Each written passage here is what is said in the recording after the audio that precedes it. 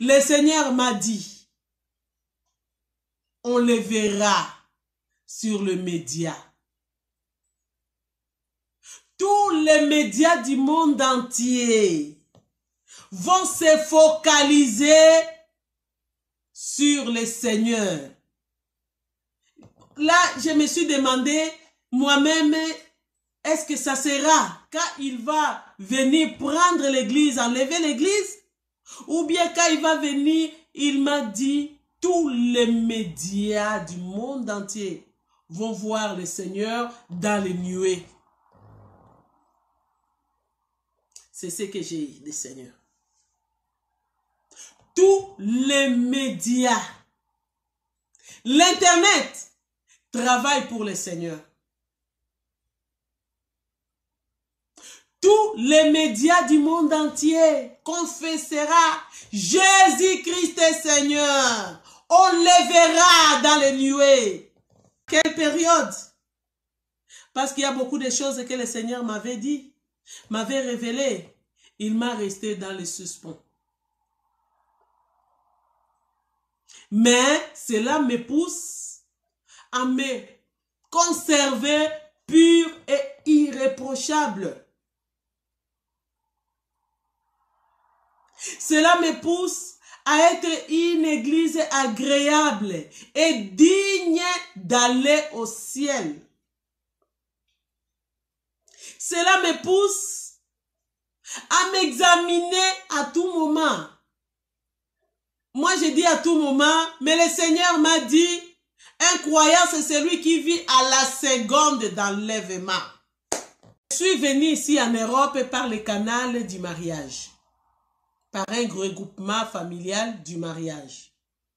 Pendant que je préparais mon voyage pour attendre les visas, une révélation que le Seigneur m'avait donnée, j'ai eu un songe, des genres de visions. Il y a mon oncle qui voyageait à l'époque, là aussi mon oncle était en Europe. Dans mon songe, mon oncle est venu. Il m'amène les documentations et il me donne. Il me dit, au lieu de me dire, ton mari t'a envoyé ça pour aller étudier en Europe, il m'a dit, par le propre nom, le défunt mari qui m'avait amené ici en Europe, mon oncle m'a dit ceci. Papa François m'a donné ce document pour te donner, pour aller étudier en Europe. Mon oncle m'a amené les documentations et il me dit ceci. Papa François m'a donné ces documents pour te donner, pour que tu ailles étudier en Europe. Et quand je me suis réveillée dans mon songe, j'essaie de discerner les songes et je me suis dit, Seigneur, je vais aller en Europe pour le mariage. Mais tu me donnes les documents ici pour me dire que je vais aller étudier. Si je vais aller étudier, c'est que je vais retourner. Donc, c'était ça l'observation et le discernement que j'ai eu à l'époque. Et à l'époque, je suis allé voir mon pasteur de l'époque, le révérend pasteur Mutombo Kalombo. Je lui ai expliqué. Et il m'a dit ceci. Selon ce que le Seigneur vient de te révéler, c'est que cet homme n'est pas ton mari. Peut-être c'est un canal que le Seigneur utilise pour que tu arrives en Europe. C'était pour la première fois qu'on me dise c'est la volonté permissive de Dieu. Et je me suis dit, comment je vais aller avec la permission permissive? Seigneur, si ce n'est pas ta volonté, permets que je n'aille pas en Europe. Je ne veux pas aller avec des permissions permissives. Donc, c'était quelque chose qui m'a touché un peu à l'époque. Pendant ce temps-là, avec la permission permissive de Dieu, j'ai fait 1 année et demie en train d'attendre les visas. C'est en ce moment-là,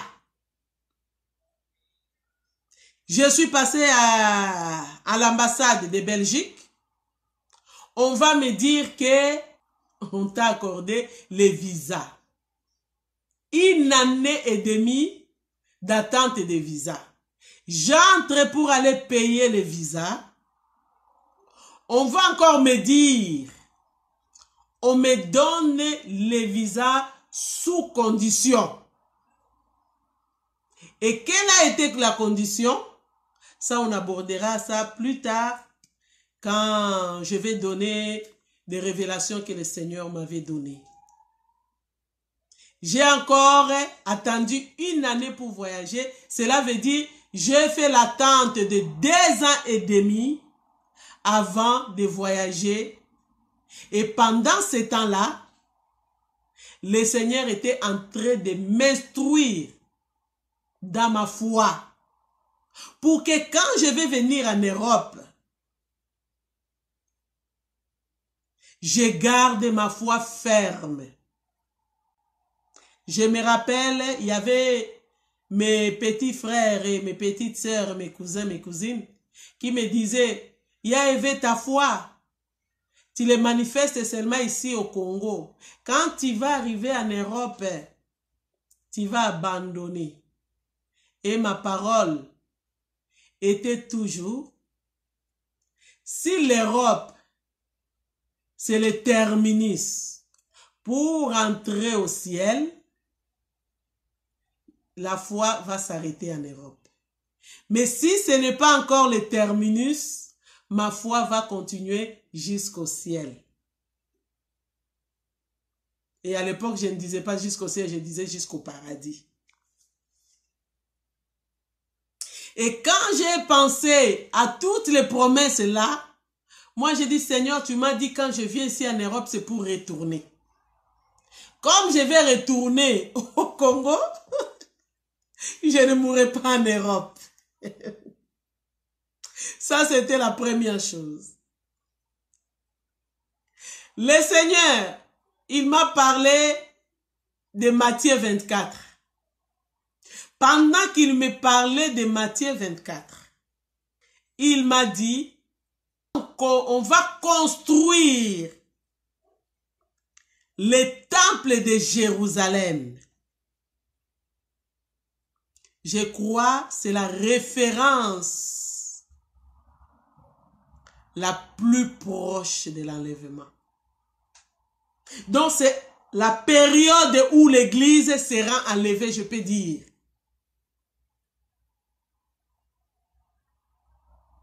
C'est que j'ai compris que l'église va voir la construction du 3e temple de Jérusalem avant l'enlèvement. Et je me suis dit, si le Seigneur a dit que quand vous allez voir la construction, et quand il me parlait, quand tu vas à moi, tu vas voir. Et quand je disais, quand je vais voir, quand l'église va voir la construction du 3e temple de Jérusalem, il faut se préparer, hein. Toujours être prêt, hein. Moi, il me disait pas, il faut se préparer, il me disait, il faut toujours être prêt à la seconde de l'enlèvement. Mais la construction du 3e temple, c'est pourquoi quand moi je regarde les informations, Mes oreilles sont à Jérusalem. Mes regards sont fixés à Jérusalem.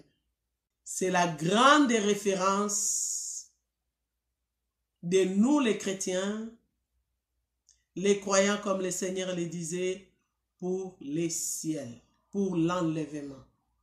Bien-aimés, avec de telles promesses, je me suis dit, le Seigneur m'avait dit, et il a dit que mon fils va grandir à l'instar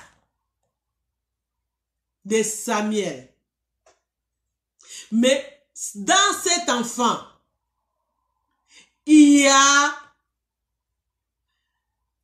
un esprit de prophète Samuel qui doit s'accomplir que je n'ai pas encore vu cela. Et je me suis dit, si c'est le moment que tu veux me prendre, Seigneur, que ta volonté soit faite. Mais dans Nombre 23, 19, tu dis dans ta parole, tu n'es pas un homme pour mentir. Tu n'es pas un fils de l'homme pour se repentir. Tu m'as dit, je verrai la construction de la temple de Jérusalem. Tu m'as dit, je suis venu en Europe pour étudier ce que je dois retourner. Tu m'as dit, Benjamin grandira à l'instar de Samuel. Et d'autres prophéties se sont accomplies et d'autres ne sont pas encore accomplies. Voilà pourquoi, Seigneur, je crois que ce n'est pas le moment de ma mort. Je ne suis pas encore compté parmi les morts. C'est en ce moment-là que j'ai commencé à proclamer les promesses de la vie. Je ne mourrai pas, mais je vivrai. Je proclamerai les merveilles de l'Éternel. Je témoignerai les merveilles de l'Éternel comme je suis en train de le faire là. J'ai dit à l'esprit des morts, mort, où est ton aiguillon? C'est lui qui décide de ma vie, il a la clé de la mort et de ce jour de la mort. Même si je suis alité, mais tu ne m'emporteras pas au nom de Jésus-Christ. J'ai commencé à proclamer toutes les promesses qui proclament la vie. Alléluia. C'était quelle promesse? Psaume 23, 4. Éternel est mon berger. Je ne manquerai de rien. Il me fait reposer dans de verts pâturages. Il me dirige dans les eaux paisibles. Il restaure mon âme. Il restaure, même si mon âme veut me quitter, veut quitter mon corps. C'est lui qui remet mon âme à sa place. Dans mon cas, je me trouvais déjà dans la vallée de l'ombre de la mort. J'étais là-dedans. Parce que comme je vous dis là, ce n'est pas de la blague. Je sentais l'odeur qui dégageait à moi des formoles, de l'esprit de mort. Dans la vallée de l'ombre de la mort, je ne crains aucun mal. Car ta houlette et ton bâton me rassurent. En proclamant de telles promesses, tu sens déjà une force en toi. C'est la parole de Dieu. Faites chair en toi. Ça devient chair en toi pour aller reconstruire ce qui était détruit. Alléluia. Dieu est bon. Bien-aimé, j'ai commencé à proclamer toutes les promesses. J'ai proclamé, pardon, excusez-moi. La prière fervente des justes a une grande efficacité.